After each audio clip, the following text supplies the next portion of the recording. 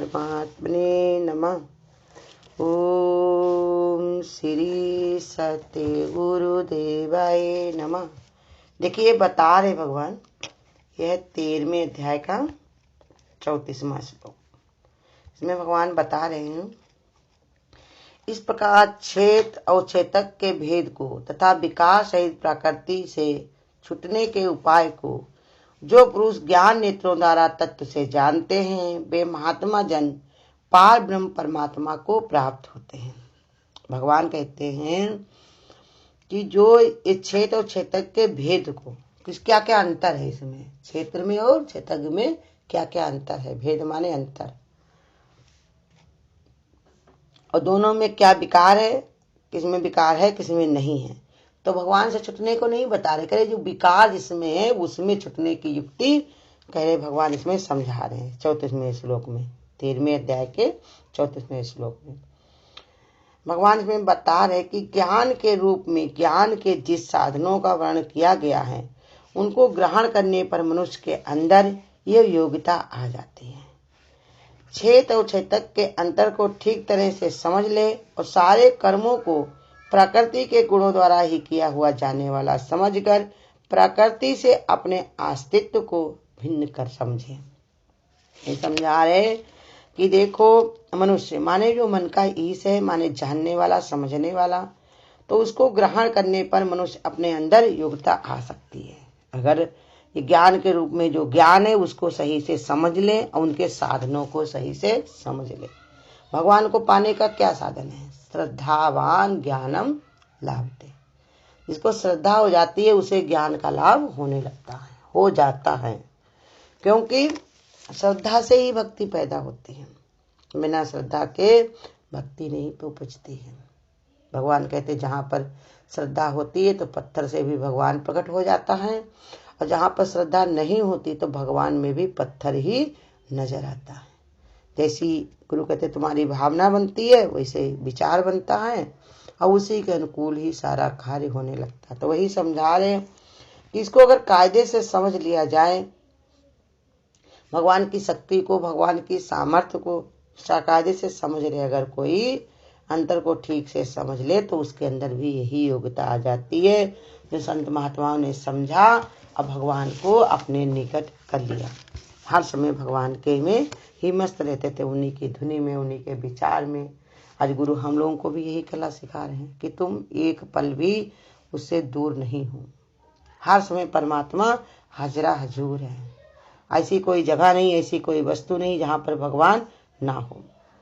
बहुधा लोगों के मन में शंका उठा करती है कि यदि हम क्षेत्र और क्षेत्रज्ञ के इस तत्व को भली प्रकार समझ भी लें तो इससे हमें क्या, अपने दैनिक जीवन के कार्य करने में क्या सहायता मिलेगी।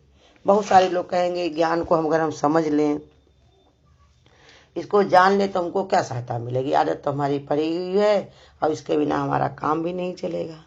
ये समझा रहे अलग अलग देखो, अलग अलग देखो, तो इससे हमको क्या फायदा होगा।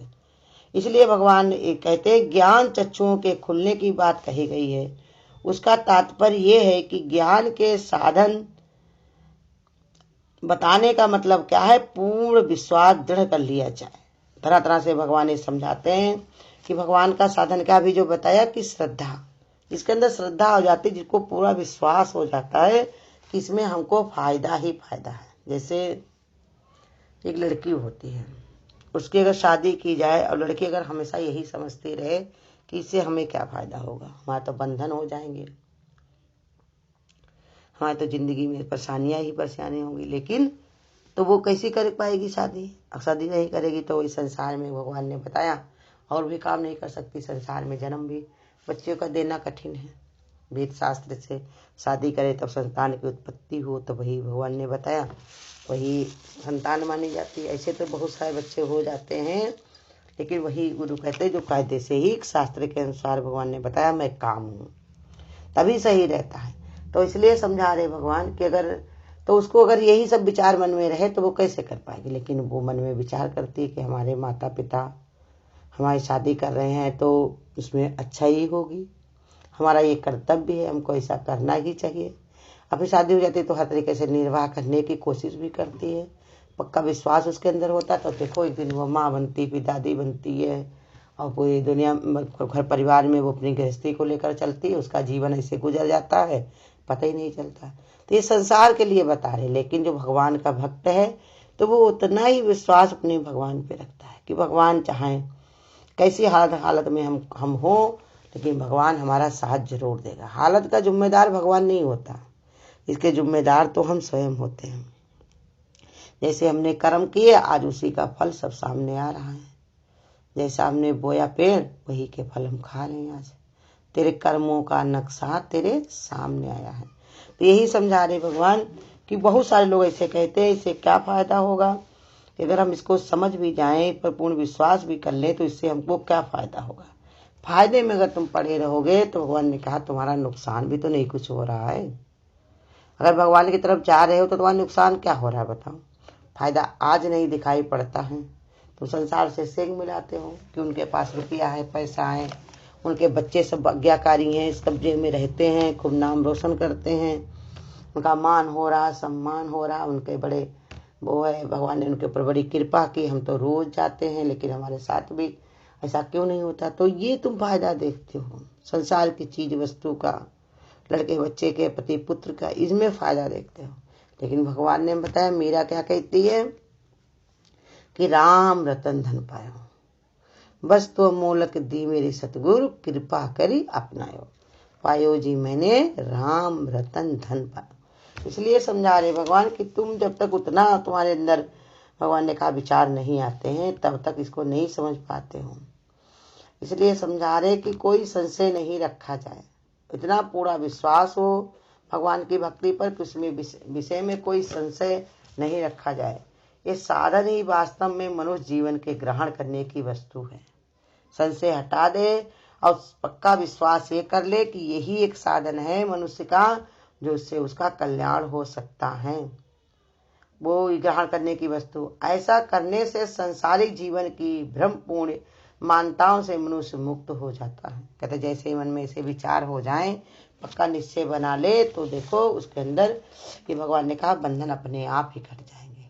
जैसे गुरु कहते खेत जब बोगे तो पानी की भी रास्ता देखोगे, और खेत ही नहीं जब बोया तो पानी की भी रास्ता देखने की क्या तुम्हें आवश्यकता है। ऐसे ही इस संसार में तरह तरह से, जैसे बताया राम तीरथ जी जो थे तो वो जंगल में चले जाते थे, बहुत बहुत दिनों के लिए अपना तपस्या करते रहते थे, भगवान की भक्ति करते रहते थे। एक बार जब जाने लगे तो उनकी पत्नी जिद करने लगी कि हम भी अब की जाएंगे, तुम जब चले जाते हो बहुत दिन के लिए आते नहीं हो, अब हम भी तुम्हारे साथ चलेंगे, हम तुम्हारे बिना नहीं रहेंगे। तो उन्होंने कहा देखो तुम हमारे साथ ऐसे नहीं जा सकते हो, जाने के लिए तुमको तैयारी करनी पड़ेगी, जैसे हम हैं वैसे तुमको भी बनना पड़ेगा।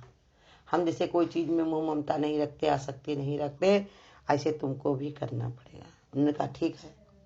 तो पहले कहा कि जौन है अपने लड़के बच्चों को जौन है यहाँ से हटा दो, तो ले जाकर कहा ठीक हम इनको नानी मामी के पास छोड़ाएंगे। कहा नहीं नहीं, वहाँ छोड़ने नहीं जाना, वहाँ छोड़ने अगर गई तो कोई न कोई दिन बैठ करके तुम सोचने लगो कि हमारी भौजाई है, वो पता नहीं खाने को देती होंगी कि नहीं, बिस्तरा देती होंगी कि नहीं, सुविधा देती होंगी कि नहीं, अपने बच्चों को कैसे, तो उसमें भी तुम्हारे विकार बनेगा और उसमें भी तुम्हारा मन इधर उधर होता रहेगा।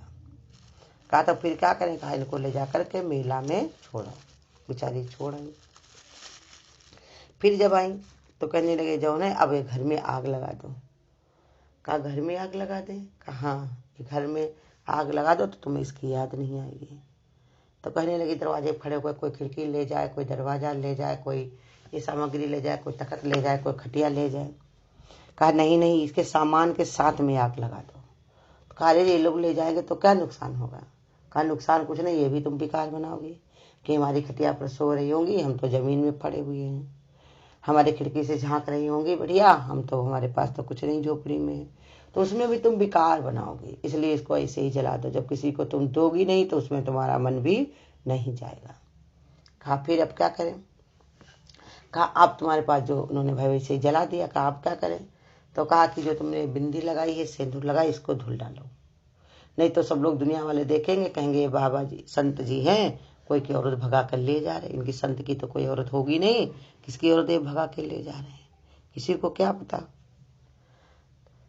उन्होंने कहा ये हमसे नहीं होगा, सब काम हमने कर लिए, ये हमसे नहीं होगा।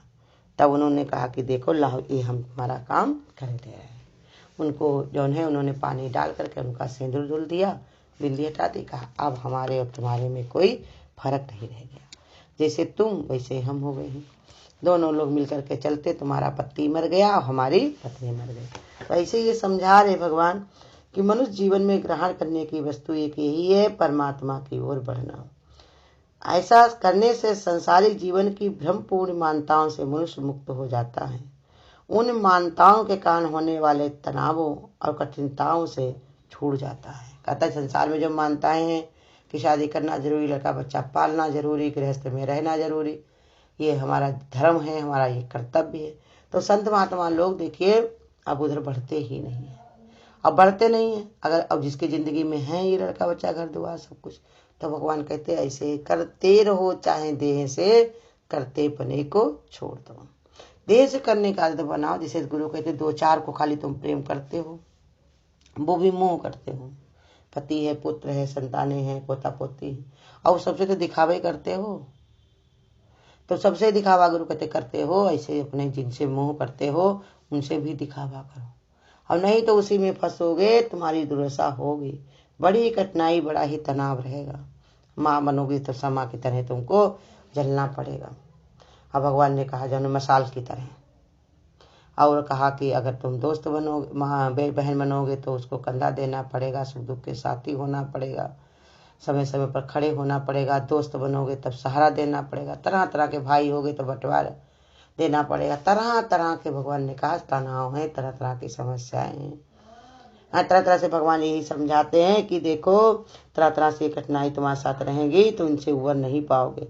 धीरे धीरे अपने मन में रहने वाले अहंकार से उत्पन्न स्वार्थ बुद्धि का भी रूपांतर होकर उन सर्व रूपों के प्रत्यक्ष प्रकट परमात्मा का अनुभव कर लो। कहते जो अहंकार के कारण जो मन में भरा हुआ है, उसके कारण तुम्हारे सुर्त बुद्धि के कारण परमात्मा का रूप नहीं दिखाई पड़ता, सामने वाले तुमको दिखाई पड़ते, देह दिखाई पड़ती है, तो उसमें परमात्मा का रूप प्रकट करके उसका अनुभव करना जरूर शुरू करो। इस परिक्रमा प्रक्रिया से जैसे जैसे वो आगे बढ़ता है, वैसे ही परमात्मा की कृपा उसको पग पग पर सहायता देने लगती है। कहते ऐसा दृढ़ निश्चय जिसका बनता है, पक्का निश्चय जिसका हो जाता है, तो परमात्मा की कृपा उसको आगे आगे बढ़ के मिलती रहती है। अपने आप जो ज्ञान के इस साधनों को पूर्ण रूप से आचरण करता, शायद जीवन में संपन्न ना हो सके। कहते अगर अपने आप तुम करने बैठोगे आचरण, तो ये जौन है तुम्हारे पूरे होने में बहुत ही कठिनाई हो सकती है, परंतु परमात्मा की कृपा से तो इसको थोड़े ही समय में प्रकट होने में लगता है। कहते अगर भगवान इस पर कृपा कर दे तो उसको थोड़े समय में ही सब, भगवान ने कहा, उसको प्रकट होने लगता। भगवान समय समय पर जौन है उसको दिखाने लगता। वो अच्छे प्रकार समझ लेना चाहिए कि संसारिक मान्यताओं को पकड़े रहने पर वो संभव नहीं है। कहते अगर संसार में मान्यताएं तुम जो रखी हुई हैं उनको अगर तुम पकड़े रहोगे तो उसमें भगवान ने कहा प्राप्त करना बड़ा ही कठिन होगा। सामग्रियों के शारीरिक सुविधाएं कदाचित मिल भी जाएं तो उसके सुख की प्राप्ति असंभव है। सुख तो मन की शांति से मिलता है और उसके लिए मन में ज्ञान का प्रकाश होना बहुत ही अनिवार्य है। ज्ञान के प्रकाश से अज्ञान का अंधकार मिटता है और स्वस्वरूप को साक्षात्कार हो जाने से आनंद का धाम मिलता है। हरिओम हरिओम। अगर आपको आज की वीडियो अच्छी लगी हो तो वीडियो को लाइक और शेयर करना ना भूलें। आगे की वीडियोस देखने के लिए चैनल को सब्सक्राइब करें और नोटिफिकेशन बेल को